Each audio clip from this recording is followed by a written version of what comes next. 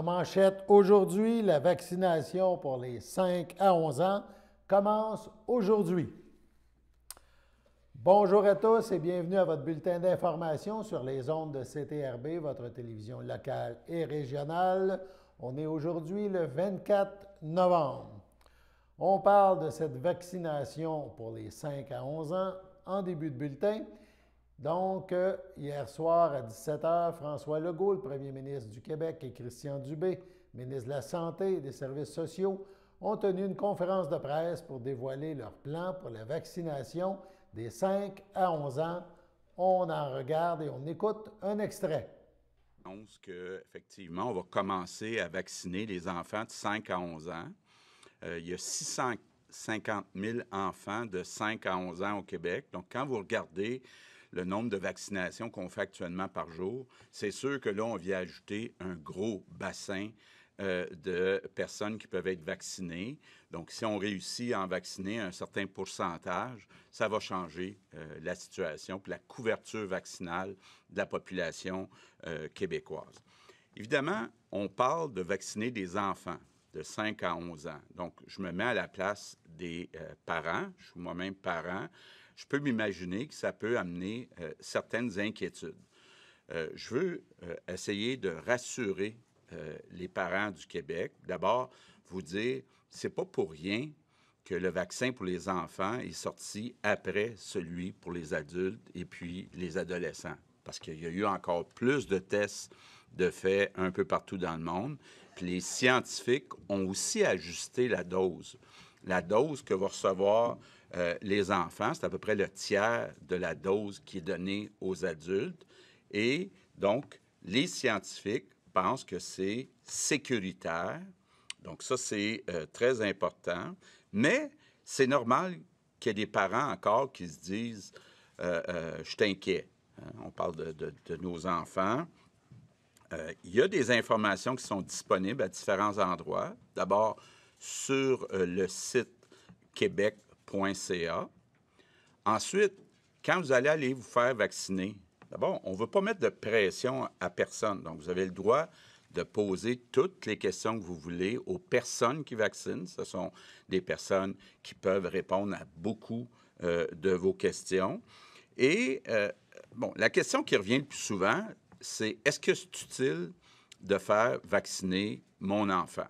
Parce qu'on le sait, puis on l'a répété beaucoup, les risques pour les enfants sont beaucoup moins élevés que pour les adultes. Par contre, il y a des enfants à différents endroits dans le monde qui ont eu des conséquences, qui ont attrapé la COVID, qui sont retrouvés à l'hôpital, puis même il y a des cas où il y a eu des effets à long terme. Donc, les scientifiques pensent qu'il y a des gros avantages à vacciner les enfants pour éliminer une bonne partie de ce risque-là pour les enfants d'avoir des effets à long terme, de se retrouver à l'hôpital. Bon. Donc, la première raison pourquoi on pense que c'est une bonne idée que les parents acceptent que leur enfant se fasse vacciner, c'est d'abord pour l'enfant.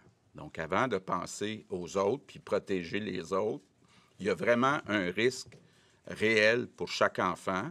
Puis, une fois vacciné, bien, on réduit ce risque-là. La deuxième raison, c'est ce qui se passe dans nos écoles. Vous l'avez vu, on est obligé de fermer des classes. Évidemment, personne ne souhaite ça, là, que nos enfants soient privés de journées d'école. Donc, plus il y aura d'enfants vaccinés, moins il y aura de chances d'avoir des éclosions puis des fermetures de classes et donc des enfants qui vont perdre des journées d'école. Donc, ça, c'est la deuxième raison. La troisième raison, puis je la donnerai dans cet ordre-là, c'est de dire, avec le temps des fêtes qui s'en vient, rencontrer sa grand-maman, puis la tenir dans ses bras, puis rencontrer son grand-papa, bien, pas avoir peur pour un enfant de donner la COVID à son grand-père ou à sa grand-mère, je pense que ça a une certaine valeur pour les enfants. Donc, je le dis comme ça. Donc, la vaccination va commencer dans les écoles la semaine prochaine, mais elle va commencer dès demain dans les centres de vaccination. Et donc, vous pouvez aller depuis ce matin sur Clic Santé, prendre rendez-vous, surtout si vous souhaitez, je pense entre autres aux plus jeunes, accompagner votre enfant plutôt que de donner une autorisation. Puis ça, je vais être bien clair, là, il n'y a aucun enfant qui va être vacciné dans les écoles si on n'a pas eu l'autorisation écrite des parents. Donc ça, c'est très clair. Mais vous pouvez aussi accompagner votre enfant dans un centre de vaccination. Puis ça a l'air très populaire parce qu'on me disait qu'en milieu d'après-midi, il y avait déjà 80 000 rendez-vous de pris. Ça veut dire que sur 150 000 enfants, il y en a juste depuis ce matin, alors que, bon, ça a été connu grâce à vous que c'était ouvert. Bien, il y en a déjà 80 000. Puis ça, je vous parle du milieu de l'après-midi. On a peut-être à plus que ça à l'heure qu'on se parle. Bon, j'insiste sur le fait qu'il ne faut pas mettre de pression ni sur les enfants, ni sur les parents. On ne veut pas là, se retrouver dans une situation où des enfants seraient stigmatisés parce qu'ils n'ont pas été vaccinés, puis que les autres enfants commencent à dire, « Bien, toi, tu n'as pas été vacciné. » Regardez, là, c'est un choix personnel et il faut tout prendre le temps qu'il faut, puis répondre aux questions, puis se sentir à l'aise. L'autre chose qui est importante aussi de dire, comme on l'avait déjà dit, le passeport vaccinal, par exemple, d'un restaurant, ne va pas s'appliquer aux enfants de 12 ans et moins. Ça veut dire que tu sois vacciné, que tu ne sois pas vacciné, ça ne change pas la situation pour les enfants de 5 à 11 ans. Bon, l'autre chose qui est importante de dire, là, puis M. Paré est là, et il nous dit que dans les 3 semaines qui restent avant les congés des fêtes, on devrait être capable de donner une première dose à tous les enfants où les parents le souhaitent d'ici Noël. Bon, puis par la suite, la deuxième dose, ça va être 8 semaines plus tard. Donc, on va dire qu'on va avoir probablement un gros mois de février aussi. Par ailleurs, François Legault en a profité pour faire le point sur la situation actuelle de la COVID-19. On l'écoute à nouveau. Oui, il y a une augmentation du nombre de cas au Québec. On s'attend à ce que ça continue. Là. Il y a comme une montée un peu partout dans le monde. Il y a une petite montée des hospitalisations, puis ça aussi, ça devrait se poursuivre, mais ça n'a rien à voir avec ce qu'on voit aux États-Unis puis ce qu'on voit en Europe. Pourquoi ça va mieux au Québec? 3 raisons. Première raison, on a un meilleur taux de vaccination, puis j'en profite encore pour dire merci à tous les Québécois, les Québécoises qui ont accepté de se faire vacciner. Deuxième raison, on a commencé avant pas mal de monde à appliquer le passeport vaccinal. Donc, ça a aidé au début. Et grâce à nos scientifiques, on a fait le choix, l'hiver passé, de garder une période de 8 semaines entre les 2 doses, alors qu'à beaucoup d'endroits dans le monde, ils ont réduit ça à 4 semaines. Puis là, on s'en rend compte aujourd'hui. C'était une très bonne décision. On a bien fait d'écouter la santé publique parce que le vaccin, il protège plus quand il est donné avec 2 doses, avec 8 semaines d'intervalle plutôt que 4 semaines d'intervalle. La direction du Centre intégré de santé et des services sociaux de Lanaudière, le CI3S, désire donc informer les parents d'enfants âgés de 5 à 11 ans des modalités entourant la vaccination contre la COVID-19, donc modalité de vaccination qui a débuté aujourd'hui le 24 novembre. Dans Lanaudière, la vaccination des 5 à 11 ans vise environ 43 000 enfants. Afin de favoriser un service de proximité, plusieurs écoles de la région ont été identifiées comme sites de vaccination pour ce groupe d'âge. C'est en collaboration avec les centres de services scolaires que le calendrier de vaccination a été réalisé. La vaccination dans ces écoles est disponible sur rendez-vous seulement pour ce groupe d'âge. À noter que quelques plages sont disponibles pour vacciner la clientèle des 12 à 17 ans qui ne seraient pas encore vaccinés. Il est également possible de faire vacciner les enfants de 5 à 11 ans dans l'un des sites de vaccination contre la COVID-19 du CI3S de Lanaudière, soit à Joliette ou encore à Repentigny. Avec rendez-vous via le site web québec.ca/vaccin COVID à compter du 4 décembre. Sans rendez-vous, vous pouvez vous présenter avec votre enfant au site de vaccination de Joliette ou de Repentigny les samedis de 9h le matin à midi. Un horaire adapté à la réalité des parents prévoit des heures réservées sur rendez-vous à la clientèle jeunesse en soirée et la fin de semaine. Lundi, mardi et mercredi de 8h30 à 20h30, réservé aux 5 à 11 ans, de 16h30 aussi à 20h30. Jeudi et vendredi de 12h30 à 20h30, réservé aux 5 à 11 ans, puis de 19h30 à 20h30. Samedi et dimanche de 9h30 à 20h30, réservé aux 5 à 11 ans, de 16h30 à 20h30. La vaccination administrée aux enfants contient une dose pédiatrique du vaccin Pfizer. Celui-ci a été homologué par Santé Canada. Il est efficace et sécuritaire selon le CI3S. La docteure Linda Thibault, directrice intérimaire de santé publique de Lanaudière, souligne: le début de la vaccination pour ce groupe d'âge constitue une excellente nouvelle et est un pas de plus vers un retour à la vie normale. Nous encourageons tous les jeunes et leurs familles à se faire vacciner. Si ce n'est pas déjà fait, sachez qu'il n'est pas trop tard pour vous faire vacciner et qu'il est possible de prendre rendez-vous dès maintenant. Le CI3S de Lanaudière est à la recherche aussi de personnel pour contribuer à cette campagne de vaccination. Les personnes intéressées sont invitées à remplir le formulaire d'inscription en ligne à l'adresse suivante: jecontribue-covid19.gouv.qc.ca. Sur ce, allons à la pause. Bonne journée, mon grand. Je m'appelle Jacob, j'ai 6 ans et j'ai une amputation à la jambe gauche. Salut! Aujourd'hui, c'est une journée spéciale parce que je vais faire une présentation devant mes nouveaux camarades de classe. Ça, c'est ma jambe de natation. Ma prothèse de natation, c'est les amputés de guerre qui me l'ont donnée. Merci de votre appui. Le samedi matin, dès 9h30, nos téléspectateurs sont invités au Super Bingo télévisé diffusé de nos studios de Berthierville. Depuis maintenant une vingtaine d'années, plusieurs adeptes de la télévision régionale se sont partagés un montant de 600 $ disponible chaque semaine lors de cette joute de bingo télévisé. Un animateur et 3 bénévoles se succèdent à la caméra dans le but de vous faire passer une petite heure agréable et payante le samedi matin.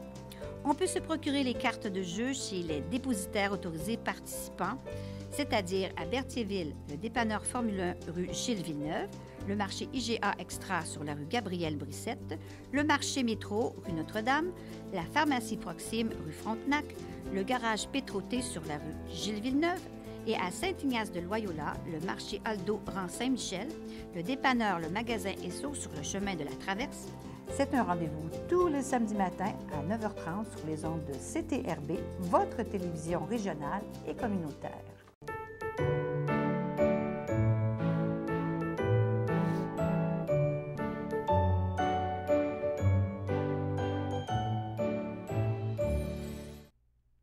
On y va avec les anniversaires, donc, pour ce 24 novembre. La FADOC de l'Île-du-Pas souhaite bonne fête à Jean-Guy Clément, également à Robert Destrempe. Les filles d'Isabelle de Berthier souhaitent un heureux anniversaire à Claudette Perrault. Et si c'est votre anniversaire aujourd'hui, 24 novembre, toute l'équipe de CTRB se joint à moi et vous souhaite bonne fête. On arrive lentement mais sûrement vers la fin de l'année 2021. C'est le moment pour plusieurs organismes, dirigeants d'entreprises, de préparer des petits bilans. Aujourd'hui, nous avons rencontré Éric Fortier, directeur général de la Caisse des Jardins de Dautrey. Monsieur Fortier dresse un bilan de l'année Desjardins. On l'écoute. Finalement, Desjardins s'est beaucoup impliqué, je pense, pour la communauté. Oui, puis ça, nos administrateurs, pour eux, c'était je vous dirais, un incontournable. Les premiers moments de la pandémie, il y a des organismes communautaires qui accueillent les gens très, très peu fortunés de notre société et qui ont levé le drapeau pour dire, écoutez, pouvez-vous nous donner un coup de main supplémentaire? Et les budgets ont été instantanés.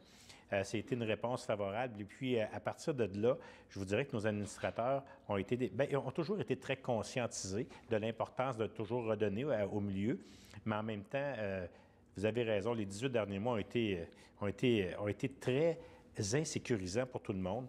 Alors, on a essayé d'apporter un petit peu de soulagement pour certains, puis pour d'autres, bien, je vous dirais du bonheur.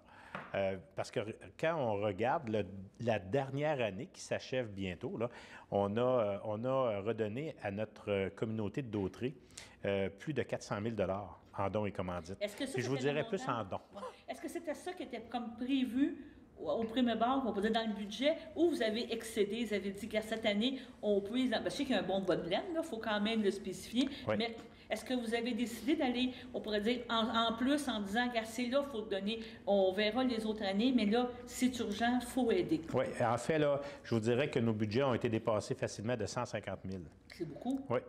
Et puis, tout le monde, là, quand on se rassemble en conseil d'administration de la Caisse, tout le monde est encore très, très à l'aise. Vous avez parlé de notre bas de laine, effectivement, c'est le bas de laine qui appartient à nos 31 000 membres.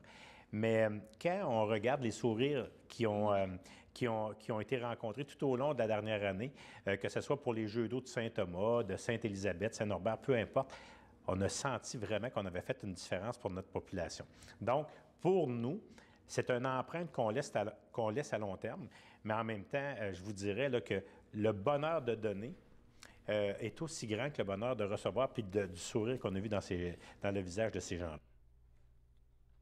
La suite de cette entrevue avec le directeur général de la Caisse Desjardins de Dautrey vous sera présentée demain sur nos ondes lors du prochain bulletin d'information. Donc, c'est à suivre. On se tourne maintenant du côté de la Chasse-Galerie à Lavaltrie. Salomé Leclerc sera donc en spectacle au Café culturel de la Chasse-Galerie à Lavaltrie le 27 novembre. Ce sera au tour de Karen Young et de Marianne Trudel d'être sur la scène de Lavaltrie. Les deux spectacles sont en formule hybride, donc les gens intéressés peuvent les écouter chez eux ou encore sur place. Pour les billets, on fait chasse-galerie.ca/billetterie. Donc, on vous invite à participer à cette activité culturelle. Sur ce, allons à la pause. J'aime la générosité du public face aux amputés de guerre. C'est grâce au donateur, si ma fille peut profiter pleinement de son enfance, jouer, s'amuser. Nos enfants ont les adaptations nécessaires permettant de pouvoir faire du vélo, du ski, de la natation. Toutes les portes qui sont ouvertes pour faire toutes les activités qu'ils désirent. Merci de permettre à ma fille et aux autres enfants amputés de vivre leur vie d'enfant. C'est un cadeau inestimable.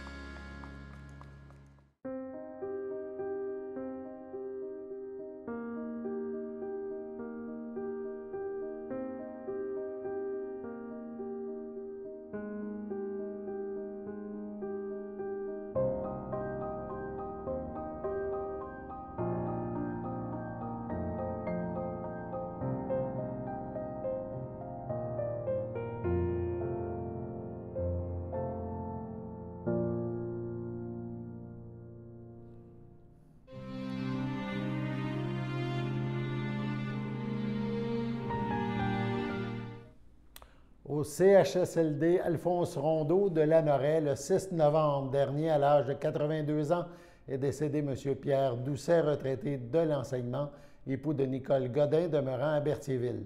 Il laisse dans le deuil, outre son épouse, ses filles, Mylène, Sylvain Martel, Caroline.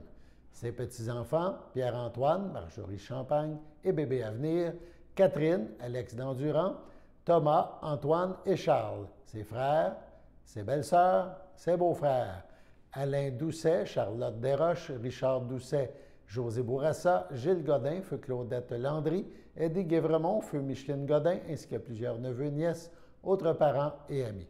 La famille vous accueillera samedi le 27 novembre à 9h30 au complexe funéraire Thériault à Berthierville. Les funérailles suivront le même jour à l'église Sainte-Geneviève de Berthier à 11h30. M. Pierre Doucet sera inhumé au cimetière de Berthierville.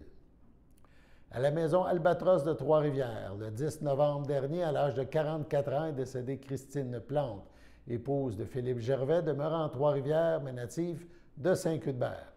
Elle laisse dans le deuil, outre son époux, ses filles. Élodie Gervais, Éloi Herpicum, Rosalie Gervais, son père Daniel Plante, Marielle Lefrançois, sa mère Louise Bellumeur, sa belle-mère Yolande Dufresne, feu Richard Gervais, son frère, son beau-frère, ses belles-sœurs, Julie Tessier, feu Dominique Plante, Christian Plante, David Gervais, Annika Forêt, Marie-Claude Gervais, Stéphane Clerfond, sa grand-mère paternelle Jacqueline Vadnet, feu Athanas Plante, sa grand-mère maternelle Marie-Claire Bourgie, feu Gérard Bellumeur, ses filleuls Émy Tessier Plante et Coralie Ferland, ainsi que plusieurs oncles, tantes, neveux, nièces, autres parents et amis. Vos témoignages de sympathie peuvent se traduire par des dons à la Maison Albatros de Trois-Rivières, dons qui seront acceptés au salon. La famille vous accueillera le dimanche 28 novembre dès 10 h au complexe funéraire Thériault à Berthierville. Suivra une liturgie à la chapelle du complexe à 14h30. Madame Christine Plante sera inhumée au cimetière de Saint-Cuthbert. Au CHDL de Saint-Charles-Borromée, le 15 novembre, à l'âge de 92 ans, est décédé M. Yvon Saint-Jean, demeurant à Joliette. Lui a précédé ses fils François et Bernard. Il laisse dans le deuil ses enfants, Sylvain, France, Joanne, Yvon, Thérèse, Roger, Éric et leurs conjoints-conjointes, ses beaux-enfants Luc et Lynne Barry, leurs conjoints-conjointes, ses petits-enfants, ainsi que plusieurs autres parents et amis. Selon ses volontés, M. Saint-Jean ne sera pas exposé. Une cérémonie aura lieu en toute intimité à une date ultérieure. En toute dignité aux soins palliatifs du CHRDL le 17 novembre à 81 ans, est décédé M. Bertrand Caron, époux de Lise Fafard de Saint-Cuthbert et autrefois de Saint-Barthélemy. Il laisse dans le deuil, outre son épouse, ses enfants, Annick, Sylvain Caillé, Éric, Marie-France Beaufort, ses petits-enfants, Marc-Antoine, Jérémie et Rosalie, ainsi que plusieurs autres parents et amis. Une douce force discrète mais solide, remplie de bonté et d'amour pour sa famille, émanait de Bertrand. Il avait une résilience sans pareille, il fut un soutien pour les siens. Veille sur ceux que tu as tant aimés lors de ton bon passage ici. La famille vous accueillera dimanche le 5 décembre dès 12h30 au complexe funéraire F. Thériault à Berthierville. Une liturgie de la parole aura lieu le même jour à 15 h en la chapelle du complexe. Les cendres de M. Bertrand Caron seront inhumées au cimetière de Saint-Cuthbert à une date ultérieure. Au CHRDL de Joliette, le 16 novembre, à 94 ans, est décédé M. René Deschâtelet, demeurant à Mandeville. Il laisse dans le deuil sa compagne, sa loulou, Lucille, ses enfants, Lise, France, Daniel, Robert, Denis, Claude, René Junior et leurs conjoints-conjointes, ses sœurs, Cécile, Rita, Françoise et Louise, ses petits-enfants et arrière-petits-enfants, ainsi que plusieurs autres parents et amis. La famille vous accueillera samedi le 11 décembre dès 10 h en l'église de Notre-Dame-des-Champs, située au 187 boulevard Iberville à Repentigny. Suivront les funérailles à 11 h. Au nom de CTRB et de son personnel, nous souhaitons nos plus sincères sympathies aux familles éprouvées. Sur ce, passons maintenant à la météo.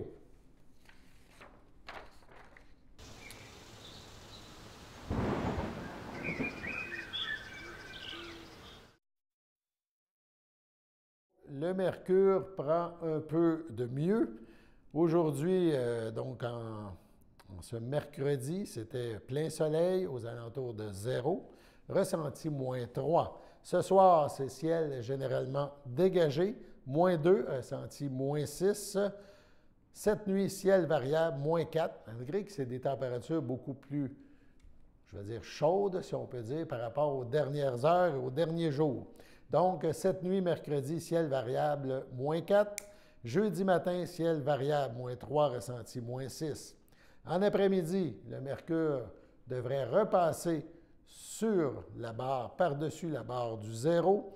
On parle de 1 degré, nuageux avec quelques éclaircies. Il fera environ entre 0 et 1 degré. Pour jeudi soir, faible neige, 0 degré, ressenti -2. On parle de précipitations environ 1 cm, mais à 70 de chances de l'avoir. On poursuit maintenant avec quelques petites informations. L'ensemble de l'opération nationale concertée antidrogue. En effet, l'ensemble des services de police du Québec, en collaboration avec la Sûreté de la Société de l'assurance automobile du Québec, la SAAQ, intensifiera ses interventions du 26 novembre au 3 janvier prochain dans le cadre de l'opération nationale concertée ciblant la capacité de conduire affaiblie par l'alcool, la drogue ou une combinaison des deux. Ces interventions se traduiront, entre autres, par la présence de points de contrôle ou de dépistage obligatoire pourraient être réalisés. À l'occasion du lancement de l'opération anti-alcool et drogue du 26 novembre prochain, des points de contrôle routier se tiendront sur l'ensemble du territoire québécois, et ce, autant le jour, le soir et la nuit. De plus, tout au long de cette opération, une campagne de sensibilisation sera déployée notamment sur différentes plateformes de médias sociaux, des organisations policières et de la SAAQ. Cette campagne vise à rappeler aux conducteurs les conséquences de la capacité de conduite affaiblie par l'alcool, la drogue ou la combinaison des deux. Malgré la campagne de sensibilisation, la présence policière et de nombreuses options disponibles pour éviter de prendre le volant, chaque année, en moyenne, de 2015 à 2019, l'alcool était la cause de collisions ayant entraîné 85 décès, 24 du total des décès annuels, 220 personnes blessées gravement, soit 15 du total des personnes blessées gravement. Chaque année, en moyenne, de 2015 à 2019, la présence de drogue ou de médicaments a été décelée chez 37 des conducteurs décédés. Ayant subi un test, la présence de drogue ne signifie pas nécessairement que les capacités du conducteur étaient affaiblies au moment de la collision. Le cannabis était la drogue la plus souvent dépistée, 21 des conducteurs décédés ayant subi un test. Cette opération nationale concertée est organisée dans le cadre d'un partenariat entre la Sûreté du Québec, le service de police de la Ville de Montréal, l'Association des directeurs de police du Québec, la SAAQ et Contrôle routier Québec. Voilà, demain, nous vous parlerons du discours du trône et des commentaires du député de Berthier-Masquinongé, Yves Perron, à ce sujet. On garde ça pour le bulletin de demain. Voilà, c'était votre bulletin d'information, aujourd'hui 24 novembre.